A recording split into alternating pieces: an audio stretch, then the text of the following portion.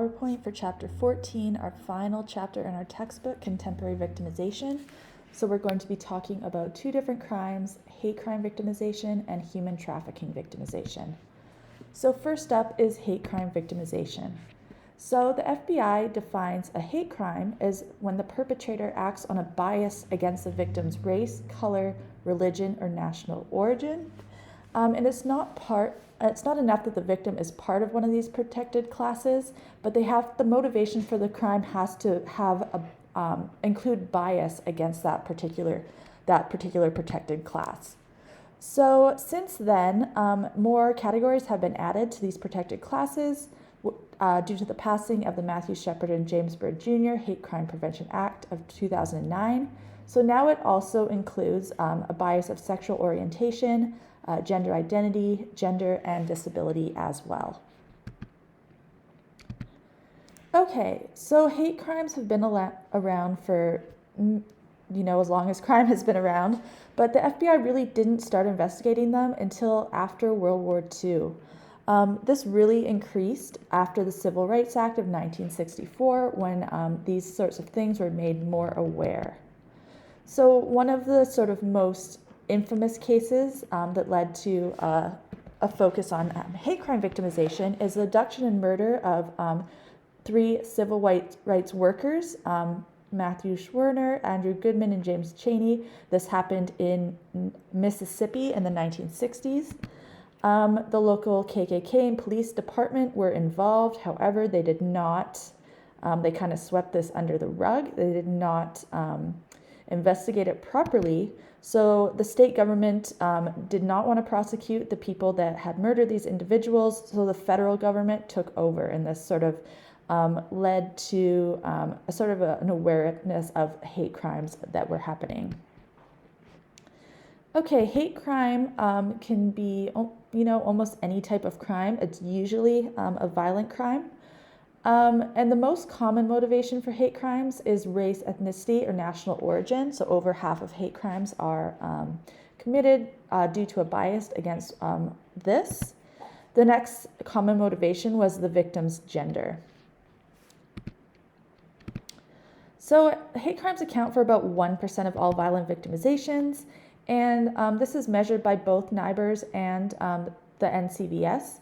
And in the NCVS, respondents are asked if they believe that the crime, if their victimization to them was due to being part of a protected class. Again, it includes both violent and property offenses, although violent offenses are more common. 2019 rate, about 1 hate crime per 1,000 people, so not necessarily super common. It has fluctuated over the years, but there's really no significant differences. It hasn't necessarily increased or decreased. Okay, again, almost 90% of hate crimes were violent, much more common to be a victim of a violent hate crime than a property hate crime. The UCR found a little bit less were violent crimes, and NCVS found a little bit more violent crimes. About 57% were reported to the police. And the reasons for not reporting are, same as most other types of crime. Maybe they dealt with it themselves. They felt that the police wouldn't do anything. They were fearful of retaliation. Maybe they believed that if the police weren't part of the same protected class that they were, that the police would be biased against them as well. So a lot of similar reasons to the main reasons why people don't report crime. So we're going to talk about some specific biases for motivations of hate crime. So bias due to religion is a protected class as well, and about 60% of these hate crimes were due to a bias against Jewish individuals. So it does seem that anti-Semitism is on the rise. About 56% of those target individuals, and 53% targeted property. So there's a little bit of overlap there. Some got both. And a common hate crime that targets property is the destruction of synagogues or even Jewish businesses. So this seems like it's sort of been increasing lately. And one recent case is that of Dion Marsh, who targeted Orthodox Jewish men in New Jersey simply by they were just walking around minding their own business. New Jersey has a large Orthodox population, and if they saw someone who they believed was Jewish, he ran them over with his car and stabbed one of them. So that is an example of a religious bias motivated hate crime against Jewish individuals. So he was charged with several federal crimes, including attempted murder and carjacking. Okay, so a racial motivation that we have been hearing about recently is the anti-Asian hate crime victimization, due in part to the COVID-19 pandemic. The virus originated in China, so people were, increasing hate crimes against Asian American individuals. So this increased 164% from early 2000 to 2001. And then it dropped a little bit recently. Again, there's a very, very small base rate, so it makes the increase seem very, very dramatic, but it still definitely did increase over this time. One of the more well-known or infamous cases is that of the Atlanta spas in March 2021. Robert Aaron Long, he was, I believe, 21-year-old white man, shot and killed 8 people at these Asian spas in Atlanta.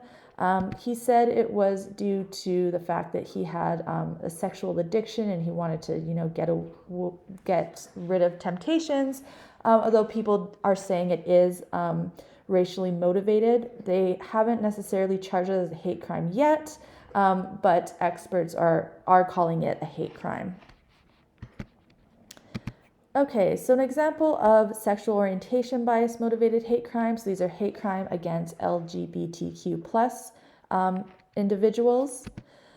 These are more common than those with a gender bias. Gender bias just means bias against either being female or male, whereas sexual orientation is specifically LGBTQ plus individuals. So gay males were the most likely to be targeted. And this sort of infamous case is of that of Matthew Shepard. He was a college student in Wyoming, and we know Wyoming is not, thought of as being the most tolerant of states. He was lured by two men at a gay bar and then murdered. And his murder led to sexual orientation becoming a protected class for hate crime victimization. Okay, so gender identity hate crime victimization. This gender identity means being non-gender binary or transgender individuals. So there's been a huge increase recently. So 587, again, it's not a very high base rate, but there definitely has been an increase. Black and Latina transgender women face the highest risk of being murdered. And they're unlikely to report victimization because they probably feel that the police will also be biased against them. So this is the case of Nikki Kuhnhausen. She's 17 years old, male to female, transgender female, who was murdered by the offender when he found out that she was born a male. So people with disabilities can also be victim of a hate crime. We know that people with disabilities are more likely to be victim of crime in general, but it's only considered a hate crime if there's a specific bias against the disability. So this is the case of Bridget Nope. She's a 22-year-old woman from, I believe it was South Carolina or Alabama. She was autistic and she needed round-the-clock care from her family members. Her family members kept her in a cage and forced her to do manual labor. And they were found guilty of a bunch of different crimes, including a hate crime charge for being biased against her disability. Okay, so there's many negative consequences for hate crime victimization for both individuals and the community at large. So for individuals, about 22% victims report sustaining an injury. Many more report psychological consequences such as PTSD and depression. This is the case of Tyler Clementi. He was a college student at Rutgers. He committed suicide after his roommate live streamed him having an encounter with another man in his dorm room. So the roommate, told all his friends, "Oh, look at what Tyler's doing," and put it on the internet. So Tyler ended up committing suicide. I believe he jumped off a bridge in New Jersey. And the offender, his roommate, only received 30 days in jail. So punishment did not necessarily fit the crime there. So along with individuals, there are consequences for the community as a whole. So hate crimes affect whole communities. When a hate crime occurs, other members of that same community are going to become fearful for their safety. They're going to feel unwanted, going to feel like people are against them.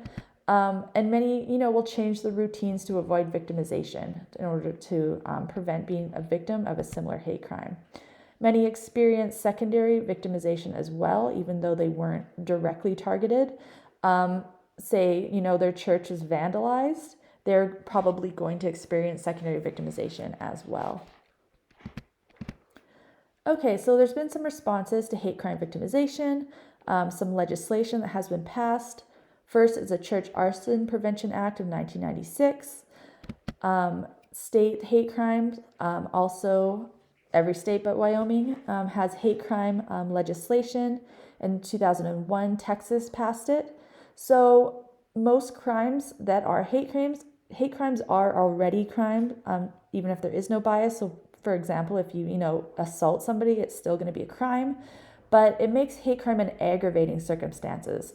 So that means that if someone assaults someone and it was found out to be a hate crime, they're going to probably get a more severe sentence than if that wasn't a hate crime. So some, especially businesses, will identify themselves as a safe space. So you'll see sometimes on businesses, there'll be a rainbow flag or otherwise, a sign that says accepting of everyone. And this is done in order to increase reporting of hate crime. If someone is, maybe being followed by someone or taunted by someone, they can go into one of these businesses and the business will keep them safe and call the police on their behalf. Okay. So the next crime type we're going to talk about, final crime type for the course, is human trafficking. So this is the illegal exploitation of a person. And we usually think of this as sex trafficking, but labor trafficking is also a type of human trafficking and organ trafficking. So this includes commercial sex acts induced by force, fraud, or coercion, and the recruitment, harboring, transportation, provision of a person for labor and services. So a lot of trafficking is done within a country's borders, so they don't, necessarily cross borders. This is known as domestic trafficking. But then there are some cases of trafficking where someone is brought from one country to another, and this is called transnational human trafficking. Okay, so human trafficking has roots in slavery, but it's not protected by the laws that abolish slavery, and it is a violation of human rights. However, this has been going on for a very long time. It was not a federal crime until the year 2000. So one of the pieces of legislation that has been passed is the Trafficking Victims Protection Act. And this gives immigration relief for trafficking victims, meaning that if you are a victim of trafficking, you can get a specific visa to be allowed to remain in the country that you were trafficked to, rather than going back to the source country and potentially being trafficked again. It also raises awareness to to human trafficking. Some people might not, know what's going on. It tells people, the public, to look out for signs of individuals that might be victims of trafficking. And the Combat Human Trafficking Act of 2015 requires the BGS director to collect statistics on how many human trafficking victims are out there. Okay, so sexual exploitation is known as sex trafficking, and the trafficker exploits individuals using, force or fraud.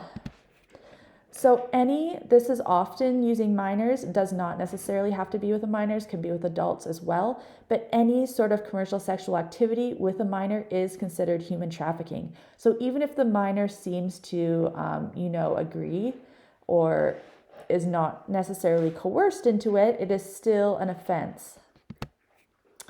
So often we think of human trafficking victims being controlled by a pimp or a gang, but oftentimes, especially for that of underage individuals, it is the victim's family that is the one that is trafficking them.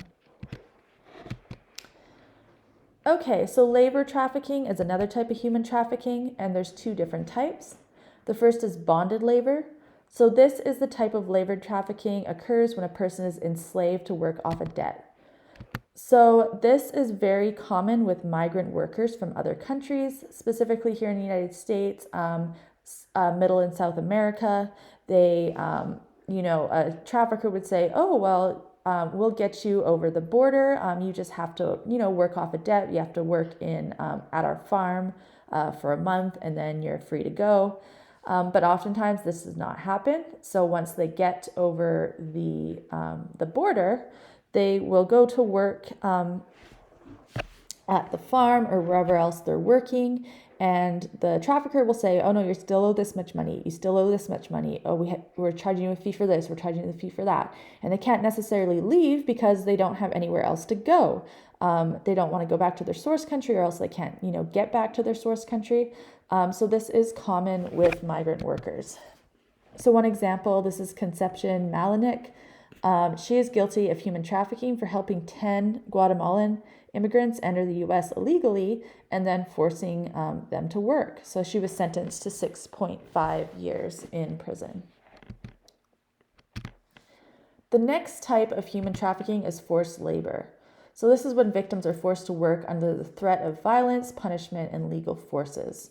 So this could be, if you don't work for us, well, you know what, then we're going to tell the police that you're in the country illegally, or else, threatening violence as well. So this is a case of Cindy and Jason Liu, who forced labor of their cousin at a nail salon. They took her immigration papers and they withheld her wages and forced her to work. Involuntary domestic servitude is also a common way that human traffickers are able to get forced labor from their victims. So the next type of human trafficking is organ trafficking. This is something that's definitely not as common as sex trafficking and labor trafficking. The U.S. doesn't include it as a form of human trafficking, but other countries do. So there's a shortage of organs for transplant. So some countries will be considered source countries where people are basically kidnapped and their organs removed and sold to destination countries. Again, not super common here in the United States. This is something that happens more in North and West Africa. Okay, so measurement of human trafficking. So the FBI is the one that keeps track of this. And these are offenses that are known to local law enforcement, so it doesn't include everything. Not all states participate, but participation is sort of increasing more and more. We also do a national survey for victim service providers. So these are organizations that help victims of human trafficking. And they provide an estimate on how many people they helped and what services they received. So Survey of State Attorney General offices also keeps track of this, and they keep track more of the outcomes of cases. So the extent of human trafficking, we really have no idea. It's really difficult to know, especially for transnational human traffickers where people are crossing borders. We just don't really have a good estimate of that. So some of the different estimates, 24.9 thousand victims worldwide. And here in America, about 1,800 were reported by the UCR. But then again, this is something that's very underreported, and we really have no idea how much exists. So it's estimated that it did increase during COVID. People are having financial troubles. Maybe the only thing that they could do is to sell one of their family members into human trafficking. Closure of schools and work make it harder to keep track of people, especially minors. If they're not in school, alarm bells are going to be raised. But during the COVID lockdown, it's harder to sort of keep track of children. Okay, so about 56% of human trafficking victims are made up of females, and this is vast majority of sex trafficking victims are females, and a little more than half of labor trafficking. Worldwide, over about half of all victims are under the age of 18, and 77% of victims were identified in their own country. So domestic trafficking is a little bit more common than this transnational trafficking. So some individual risk factors for becoming a victim of human trafficking: extreme poverty and unemployment is probably the big one. If you really have no other options, you might accept some sketchy job offer in a foreign country and think, well, you know what, it could be sketchy, but there's really nothing else that I can do.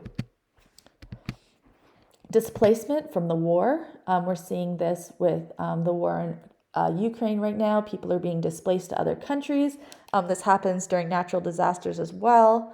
That they really don't have any other options. They have no social ties to wherever they end up. So they are vulnerable to becoming a victim of trafficking.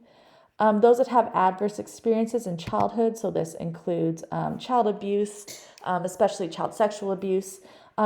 These children may run around away from home and be vulnerable to traffickers. Also, these children have been befriended by traffickers online that groom them and then will usually abduct them to use them in trafficking. Those with cultures that devalue women, parents might sell their daughters if they have no other option in order to, for financial reasons. Okay, so countries are generally either origin countries or destination countries. So the United States is considered a destination country. So this means a very high number of victims come to the United States, and countries in Asia and Eastern Europe, Russia are considered origin countries. So this is where a lot of human trafficking victims come from. So generally, it's the developed countries that are the destination countries, and the undeveloped or developing nations that are the source or origin countries. Victims from East Asia are most widely dispersed throughout, everywhere. A lot in Australia, some in the Middle East, a lot in North America and Europe as well. And Eastern Europe is a more common source country or origin country for sex trafficking victims, whereas Asia and Africa is a source or origin country for labor trafficking. Okay, so we often hear things like the Super Bowl is the hot spot or largest human trafficking event in America. Not necessarily true. The empirical evidence doesn't necessarily find that to be true. A lot of human trafficking does happen there, but it's mostly due to raised awareness. So around the Super Bowl, we will see lots of commercials and signs stating the risk factors for human trafficking and sort of what to look out for. So these trafficking hotlines, they get a large number of calls, but it's not necessarily that there's more trafficking here than anywhere else. It's just that people are more aware of it. Okay, so some consequences for victims of human trafficking. For labor trafficking, many have very dangerous working conditions and health problems. They're overworked. If you're trafficking someone to use them for forced labor, it's not like you're giving them proper breaks, probably not giving them proper health care. They're probably working with dangerous machinery, probably working way more hours in a day than would legally be allowed. And this leads to a lot of psychological effects as well as injuries as well. Sex trafficking. sexual and physical violence is extremely common for victims of sex trafficking.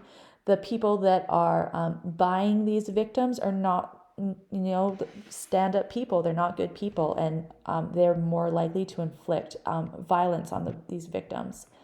Sexually transmitted diseases are also very common. They're generally not going to the doctor for checkups, so they are more likely to suffer from various health problems. Psychological effects are huge. They may feel like they're ostracized by the community after being a victim of sex trafficking. Okay, so some responses to human trafficking. Many states have safe harbor laws where minors cannot be arrested for prostitution. So even if, they do not identify themselves as a victim of human trafficking, you still cannot arrest them.